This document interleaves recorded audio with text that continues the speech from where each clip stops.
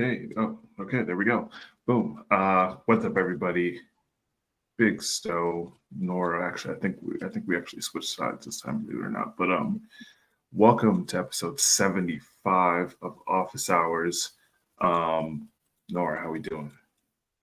I just realized it's 75 episodes. That's exciting. That Right, yay! Yay right, us.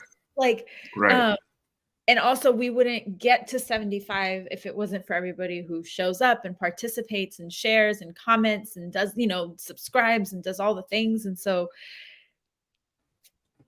yay!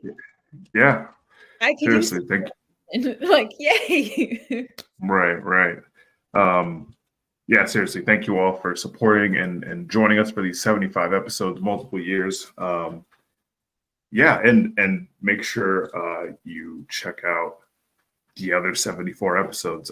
We've been at this for a minute. We've got a lot of good information out there. So, yeah, Yeah. um, And make sure to today, hit that like button, leave a comment. And today, yes, what are we talking about today? yeah. And today we're talking about toxic fandom, which I think is actually has been on our minds for a long time. And we just never really got around to doing the episode because there's been other episodes. But really thinking about, we talk a lot on Office Hours about the relationship between artist and fan. And we talk a lot about how you connect with your fans and cultivating that and appreciating them. And so what happens when your fandom is toxic? And what do we mean, like what do we mean by that? And I think about what happens when people come to your show and they end up booing another artist so bad that the artist leaves the stage, or attacking when your fans are attacking the fans of another artist that you might have a perceived beef with, real or not, your fans are perceiving it that way. Or we see all these different ways, and so fandom can be really powerful, um, and they can use that power in really great positive ways, right? There's examples of K-pop fandoms that have raised a ton of money for like animal causes because one of the animals looked like their K-pop idol, and so they like raised a bunch of money to name that animal after the K-pop idol. Like really, powerful, cute things. We all know that they've done like political work, but your fandom can also get problematic and toxic. And so we wanted to talk a little bit about that side of it today. Absolutely. And listen, that it, you know, stan culture, I think, is another, kind of term that we've seen that I think uh, kind of a synonym. There we go of toxic fandom and stuff like that. And if we take a second to zoom out, it exists in pretty much every single medium of entertainment, uh, outside of entertainment, of course. Between games, we just saw Ari Lennox deal with some of that. Um, just a bunch of just vitriol from what's supposed to be quote fans. So yeah, we're gonna kind of get into that. Well, okay, where I wanted to start, and I'm curious to hear your thoughts on this though. Like, what, if anything, is the artist's responsibility when their fandom starts not being nice or starts being problematic or toxic? What responsibility, if any, does the artist carry for the actions or attitude or whatever of their fandom? I, you know, I just think it's about saying something. Um, I think that's really kind of like I don't know. A lot of this I feel like could be avoided if the creative person would say anything. And I just in a lot of different situations I'm thinking of, like we just don't see that even a little bit. Um, and I do feel like there's some version of artist responsibility, especially when it gets out of hand. Like I don't know. I just and I guess right now I'm thinking about a lot of like mainstream situations, but like even like it happens on our on quote art level too. You know what I mean? Where there are plenty of just toxic people that will go up for whoever they feel is worth going up for, I guess. And so I do feel like there's a kind of responsibility, and that's not to say like you can't control people. Like I don't think anybody's saying that. And I just think it gets real, like that's when you know something's wrong. Like I can't stand it when creators are like, oh well, I can't control my fans. And it's like, no one's saying that, but you could literally at least steer the narrative or something. Not even the narrative, but like steer the conversation, discussion, whatever, in a direction that isn't completely just filled with stuff no human should be dealing with. Well, yeah. And I think, your fans are going to take their cues from you. And in many ways, they'll model themselves after you. So if you're loving and caring, they're going to be loving and caring because they will learn that that's what you value. And they model, right? You're an aspirational figure as an artist, right? Especially when we're talking about that level of fandom. So if you're nice and caring, they're going to be nice and caring. If you're a piece of shit asshole, they're going to be an asshole and think that that's okay. And so you are explicitly or implicitly communicating what is okay and not okay. And in some ways you reward or like you're in a position to reward or discourage those behaviors. And so when we see this politically, right? When you tell your fans, like, y'all go vote and show me those voting stickers, and then they get like a personal interaction with you or whatever it might be. So we see this in these ways all the time. Right. When things get scandalous, let's say, and you don't speak up and you don't say, hey, y'all don't do that, or I'm not okay with this, or I don't stand with this. Silence in and of itself is a form of action. And so if you're not actively, because again, I want to reiterate, and Sto's already said this too, we're not saying that you are responsible for what your fans do, right? You're not like a puppet master holding their hands. I don't think any of you are that manipulative. Right. And you do have a good degree of power, right? That's the relationship. And so when things happen and you don't say anything, or you allow something to continue, or you don't interfere when your interference could stop something from getting worse or stop something from happening, that is a responsibility on you as an artist. And I think we've seen a lot of artists, and you see this at people's shows, right? You go to some shows and they feel so safe and warm and everyone's all like loving on each other and looking out for each other. And then you go to some shows and you're like, oh, I don't feel good here. And so as an artist, you get to create the culture. And one of the ways that you create the culture in your fandom is by speaking up and saying, I'm okay with this. I'm not okay with this. This is not right. And so part of being in that position, right, is that you take ownership of that responsibility. Mm-hmm.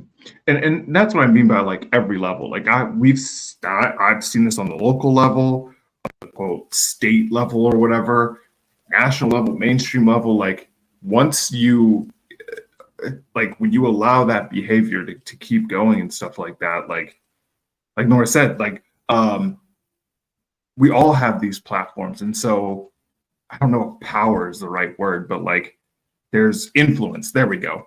There's influence that we have in being on these platforms. And so if you're not going to take the time to steer away from certain behavior especially when it starts to boil up like that, it just keeps the cycle going. And then and like Nora said, other people feel like it's okay to act like that or say this or say that. And that's, again, from multiple levels. Like when I was taking the few notes that I took for this, like I'm thinking only of like, people our age, but it's like that goes all the way down, like to like, again, when I talk to artists all the time, like when did you start listening to music? You know what I mean? And start being into artists and stuff like that. So like that influence and all that trickles all the way down to who knows what age. So it's just, and again, that cycle keeps going to the next generation and the next generation. And so communicating and making sure you're setting those boundaries up front, again, especially when things boil over like that, I just feel like it would prevent a lot. Yeah. economically, I think it's the tween market that's the most like impactful. So you see a lot of companies and stuff will market at tweens or target them because they will buy, they'll talk about you, they'll like get their parents to buy. Right. Like, and so I think a lot of maybe the artists that we talk to aren't targeting at that audience, but that doesn't mean that it's not influential anyway, right? Like we all have, like Sto was saying, we all have spheres of influence. Um, so how do you curate your fan culture? And there's really simple things that you can do. Um, Part of it is how you show up and how you treat other people and how you talk in public and I'm not talking about like respectability politics, but if you're always like, oh yeah, Sto's a piece of shit, da da da da da, I can't, then people are going to talk shit about Sto every time you have an interaction with him or every time he says something. Like they're going to perceive that and then they'll take it and they'll run with it. So how you show up, how you talk about people, how you talk about it, right? Because there's a way to be critical. And that's before the conflict starts. Like you're Yeah. talking about like how you carry yourself in general, not just when things start to go off or spicy topics come up, like, because that sets the tone for when that happens. Sorry. Right. Like we see this, I think a good example is like all those pranksters, right? Like if that's all you're doing, your audience is then going to emulate you and then start doing these like silly little prankster jokes and people get annoyed with that shit and it's troublesome. And but if you're not saying, hey, I'm doing, like if you're not giving that disclaimer and telling them watch this for entertainment, you shouldn't really do this, or I'm, this is just jokes, I don't really treat people this way, they're going to think that's real and they're going to run with it. So being really transparent and honest about who you are, what you're doing, and really you're role modeling behavior for your audience, because how you role model behavior is what they're going to take from you. The other way is when you see misbehavior, right? It might be how a fan responds to a critique of you or how a fan responds to another fan. You can intervene real clearly and just be like, yo, it's cool, I could take the criticism. Y'all don't need to defend me, I appreciate, right? And you could just, right? You could just, I don't know what the word for this is, but like you could It's still just, just setting the tone for yes, set the tone and for all swerve. that. Like Yes, I don't I don't know what this is. Serial Sensei says, most people just now aren't even thinking, they're just being flat out mean for no reason. Like for what? But people watch it and they think it's funny and that's cool. But also, how are you cultivating we talk about this a lot, right? Like you as an artist set the context for your fans. You tell them how to receive your music, you tell them how to interpret something. And you also get to kind of set the context for how you want them to interact in reference to you in public. You get to say that, hey, I don't need y'all to defend me, but thank you. Or, hey, no, Sto and I are cool. Like, there's no beef. Y'all, like, I appreciate the love, but right. And it can be gentle, but you have to speak up on it. And how you speak up on it is going to be how your audience learns to speak up about things too. And even with how, like, again, how your fans respond, not just to other people, but other issues and stuff like that. That's why, like, setting that tone early is important. Again, I don't know.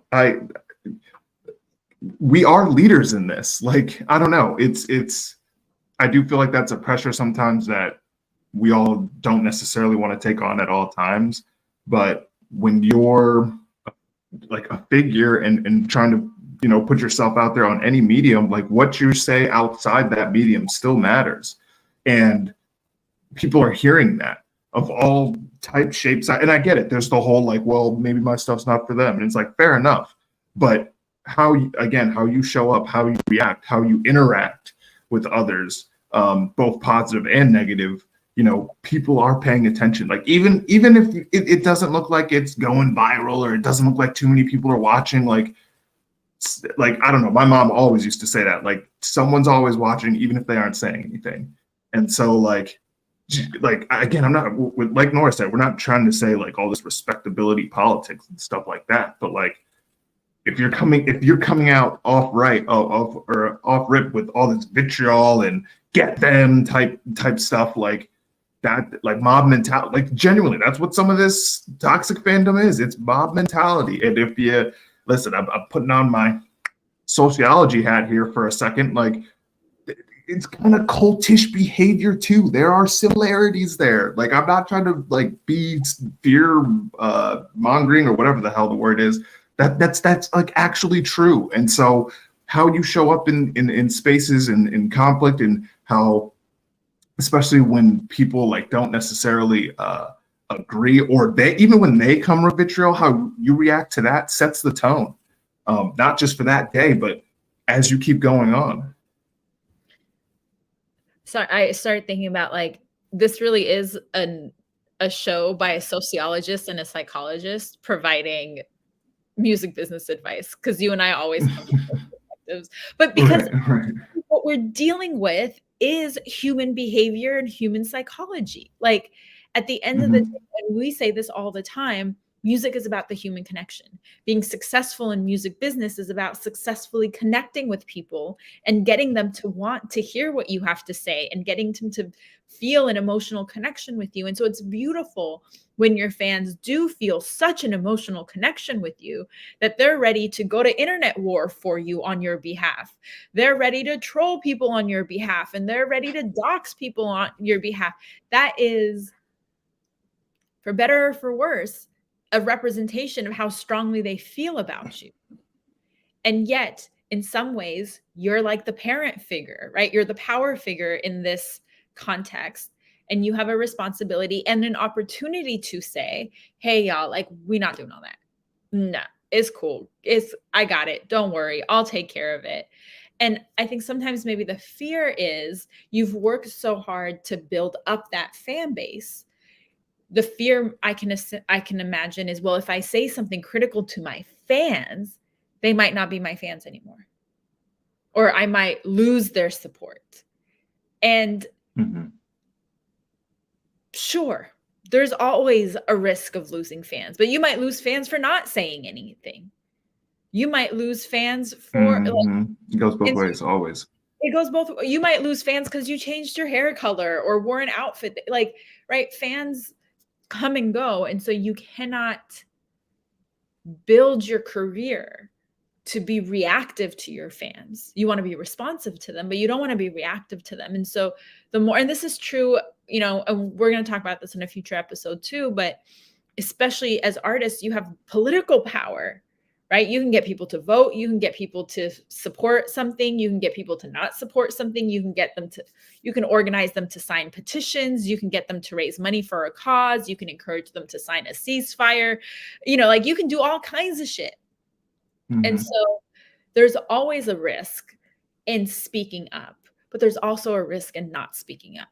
And part of your power in being an artist that people engage with and respond to is for you to decide, what kind of artist do you want to be? What are your values? What are the things that you stand for outside of, hey, listen to my music. Hey, listen to my music, which is great and lovely and wonderful. But what else? And that is obviously important in and of itself, but it also opens up space for partnerships and endorsements and all kinds of opportunities, ambassadorships, all kinds of opportunities, because those people see you as the conduit to that fan base. And they say, oh, this is the fan base that we want as our customers. And so you as the artist can bring them to us. Let's work together. And so again, that relationship, and to see, for lack of a better word, the power that you have over your fans can be really appealing to certain brands, certain organizations, certain companies, and can become for you another revenue stream, a way of building longevity in the industry. You know, it can open many doors. So partly it's because, like, we want you to be a good person and use your power responsibly, but there's also an added value for you here, which can be all these opportunities if people see that you do have that relationship with your audience, and then they can leverage it to get you to build the relationship with the third party on their behalf. Yeah, like, it's again, I don't know. with all this music and even advice that we give, like it's bigger than just the music. And I think there's plenty of artists and creatives that feel the same way. We're not, we're not just making art and doing all these things for the sake of just doing it. There's bigger things at stake that we're all fighting for and stuff like that. And so when it's very easy to just be like, oh, it's the internet, who cares? But it's like, especially with the visibility nowadays and how much, coverage is happening and stuff like that, like you really do have a chance to set the tone.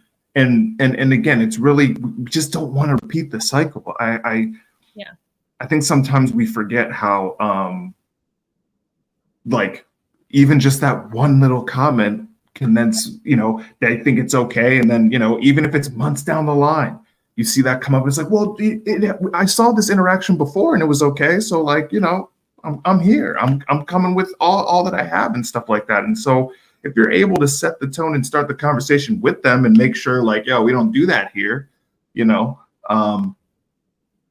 that impact is felt not just in the music, but it's felt all around, all throughout. Other people who may have nothing to do with your music see that stuff.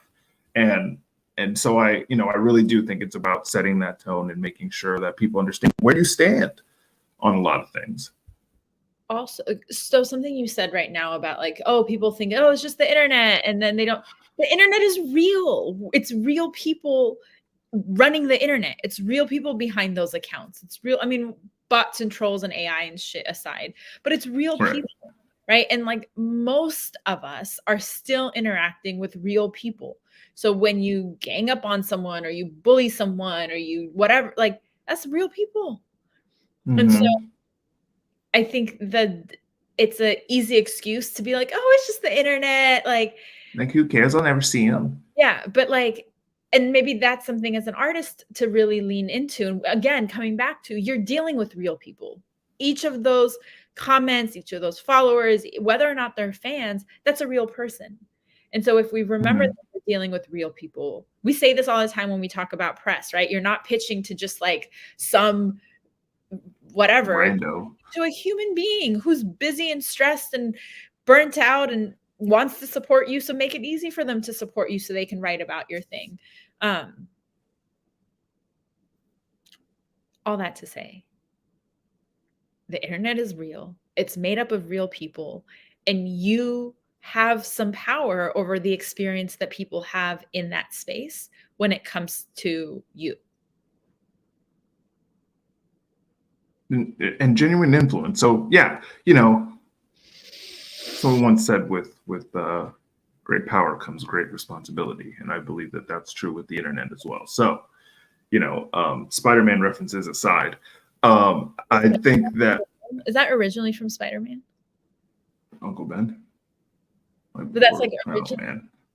I don't know if that's originally. I don't know. I doubt original. Like we're not going to get into original comic stuff. But anyway, the point is, like with all the, like a lot of you, I wanted to just end with this point, is like a lot of you already have a ton of followers across multiple platforms. If you smashed all your followers together, it probably equals well over 1,000, if not well over like 100, which is a lot of influence.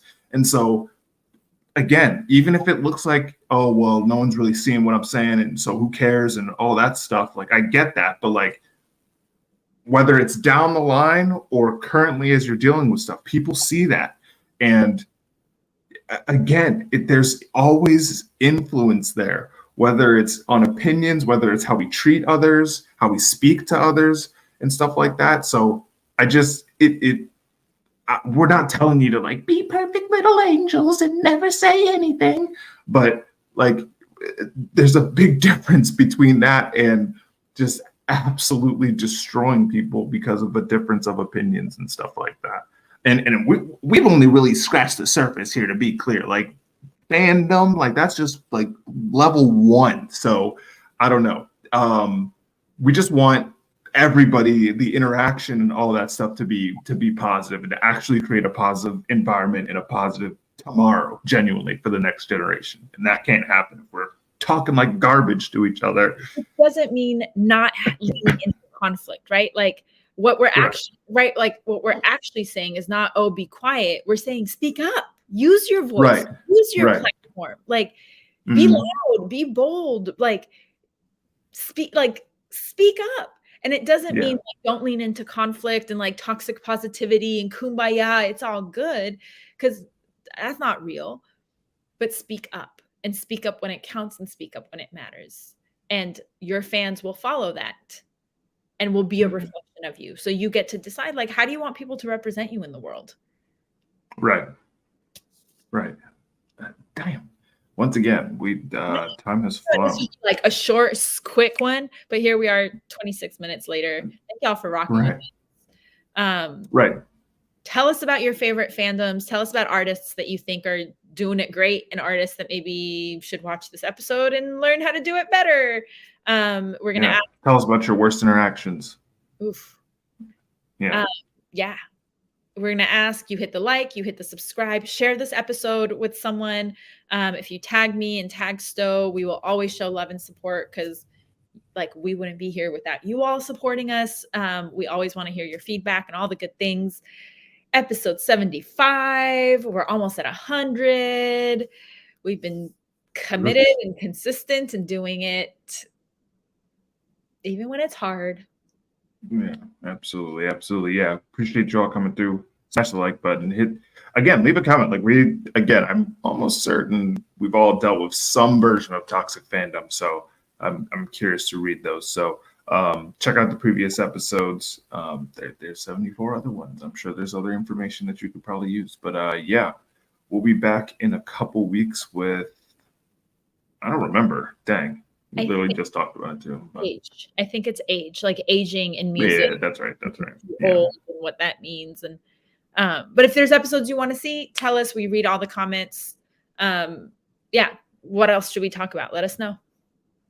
All right. We'll see you all soon. Drink some water, get a stretch in, get some rest. We're out of here.